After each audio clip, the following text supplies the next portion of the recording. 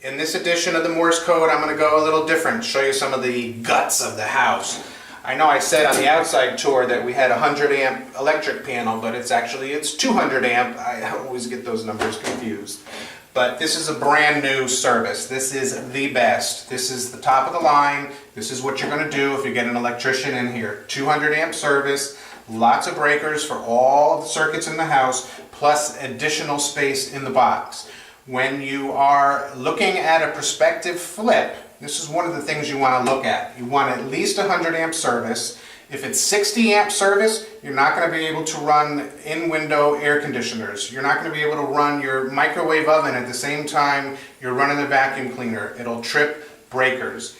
100 amp is the minimum nowadays. The other thing you want to look at is the box full? That's what you want to know. These are extra spaces where you can add additional breakers, and that's something that you want. If you start renovating the kitchen, the building inspector is going to come in and make you add extra plugs, GFI plugs. If you're finishing off a room that was never finished before, you're going to have to run outlets, light fixtures. Those things take juice. The juice comes from here. You got to have these spaces right there, or it could be a costly mistake.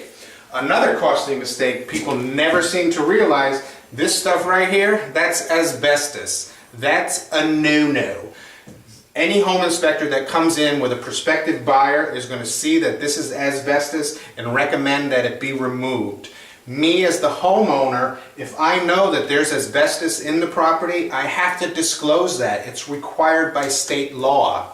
This is going to cost somewhere in the neighborhood of $2,500 to get removed out of here. And I have to hire a special remediation contractor to come in and do it. Someone that is licensed for lead and asbestos abatement.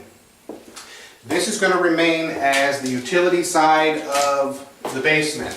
On this side of the basement, I've had feedback from agents that have shown the property, so I think I'm going to put a little additional work into this one.